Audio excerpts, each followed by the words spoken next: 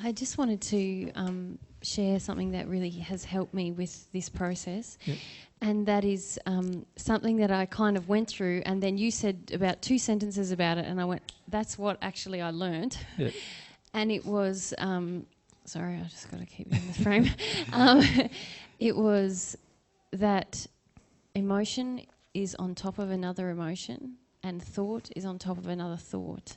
And I just wondered if you would mind explaining that. Yeah, let's do because that. was very powerful for me to... Yeah, there's a basic misunderstanding that most people have about dealing with their emotions. And it is this basic thing that I remind Mary of at times, and I always remind myself of with regard to my own emotions as well. Thoughts are only on top of other thoughts.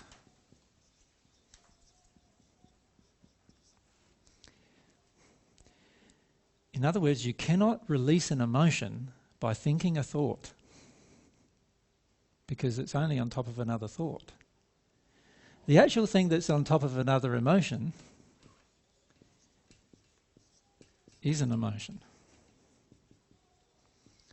So the only way I can release this emotion, whatever this emotion is by firstly being prepared to release this emotion, to actually feel and go through the emotion. I can't do it by thinking a thought. I can only feel the emotion. So what I need to do, let's put some practical things to this. Let's say the emotion, let's look it down. Let's say this emotion, let's rub out the thoughts, because that's not what we want to do, really. Yeah, thoughts? Often we hit the first thing emotionally, and then we think about it.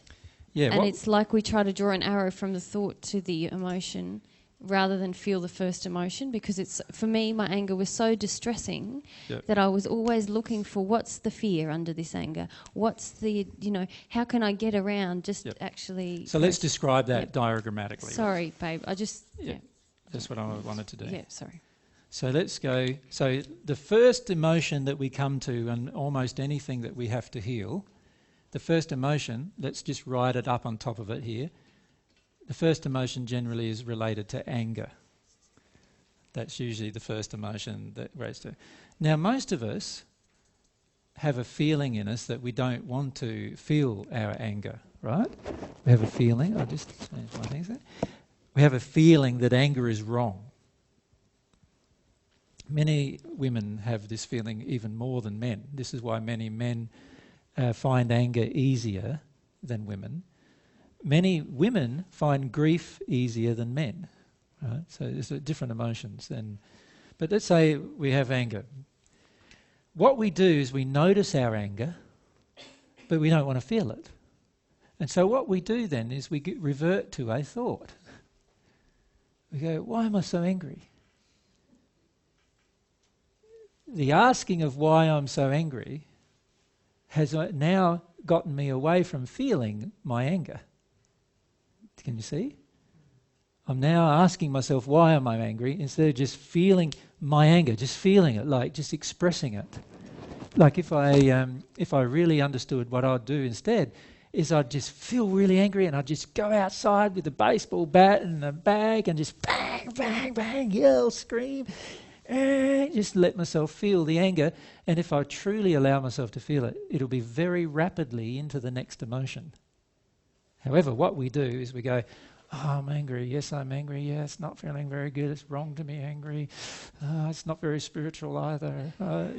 So what I do then is I go into my thoughts and I go, why am I so angry? Oh, I know why I'm so angry.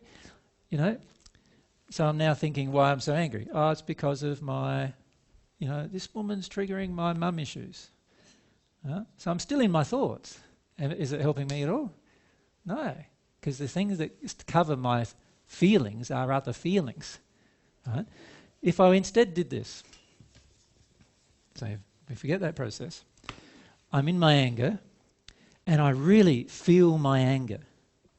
Once I really feel my anger, I will get to actually feeling my addiction. that wasn't met in that particular moment.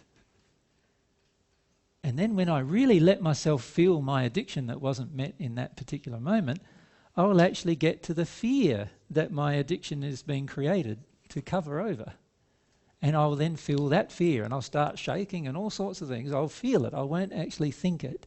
I'll feel it. And when I let myself feel that fear, I'll come to the other emotion, which will be the crux of the whole issue that I've been avoiding all my life, which is my grief associated with that fear. Does that make sense? What else can be other than Shame, could be shame.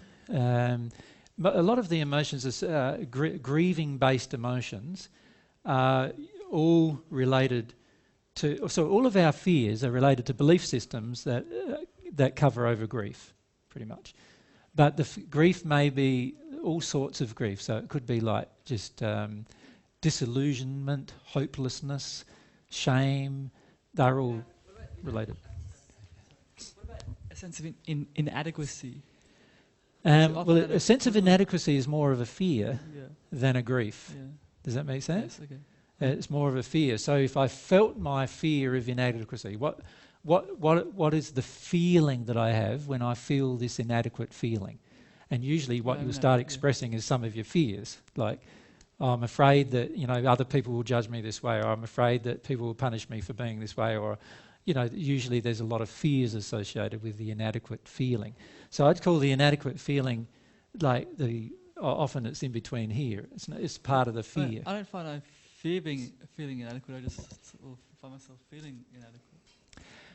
Yes, but what I'm saying is when you have the feeling of I am inadequate is a fear. That I actually am. That you actually are. Yeah. So if you then went and say, I am inadequate, and then you ask yourself, in what ways are you inadequate? That's going to a thought. Yeah, but hang on a sec. Yeah. If you ask yourself what ways you're inadequate, you would start actually feeling some of the grief that you feel associated with why. So if you actually felt how afraid you are of appearing or feeling inadequate, you would then easily get For example, less friends or being alone or being... If you hold the mic up, so... Sorry. For example, being unloved and... Yes, I might be unloved or unwanted, or people will ostracise me or criticise me, and if you feel that, those are all fears, and if you felt them, you would get to the grief of what's happened in your own childhood to cause that. Feeling unloved or misunderstood or... Misunderstood or unwanted. What about the feeling of...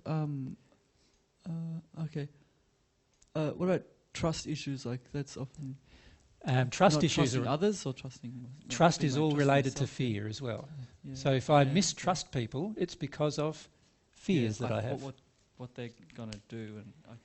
So you're afraid of what they might do, what they might do to you, they may say about what you. What might happen in the future. What might happen in the future. Those things can also be based on truth. Like, for example, I remember in the last talk about the universe, one thing I do is I was looking for inconsistencies or possible inconsistencies. Yep. Well, because actually, if I had done that in the past, and I would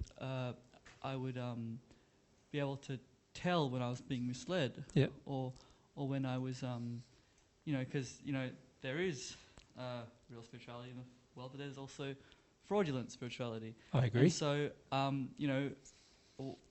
things just make logical, emotional sense, yes, and logical sense. A logical sense. And yes. One fear I had is that if I asked you about logical sense, that you'd blame my emotions. And I was like, before I came, I was like, I'm definitely gonna make sure that I will just let myself feel that, and basically try to accept having everybody disagree with me, believe I'm wrong, all that, because I find that I fear that if I was in that state where everybody disagreed with me or said I was wrong or said, oh, it's your emotions, it's this, it's that, I would feel unable to stand on my own 2 feet. Yep. I would feel unable to say, no, this is what I believe. This is my own product of my own thinking, my own feeling. I'll trust myself, not the rest of you, not everybody else, actually. Yeah. And because that's what I really desire, but I'd feel afraid that I wouldn't be able to do it. Yeah. And I can see where it goes back to a moment that happened when I was like, year 9, what was that, 14 or 15? Yeah. 14. That involved my dad, and it involved like how he interpreted my anger. So I felt, there's no use feeling anger then, or this means if my anger means I'm wrong. Yeah, if you could just not gesture sorry. that way. My anger went to a moment where, it involved me feeling my anger was wrong, so I just gave up. Yeah, and the actual emotion of giving up is actually way up here, actually, if we can just say that too. Depression or giving up is often an emotion of resignation, where you become resigned. Yeah, it's like, I remember the moment in year 9. It was in the the caravan, and I was like feeling enormous rage that you weren't allowed to have. That he was interfering with my passion for chemistry at the time. Yeah. And then I just this too much. Yeah. I'll just try to get his love and approval, and also, my interest in science. And I don't know how that's going to work. Yeah. Because he disapproves of it. So. Yeah. And this is the trouble we face, is that we often, instead of allowing ourselves to experience our anger, and obviously our parents most of the time don't let us do that, we then never get to what the addiction is or the fears or anything below, and we revert back to resignation a lot of times as a result. Oh, no, thank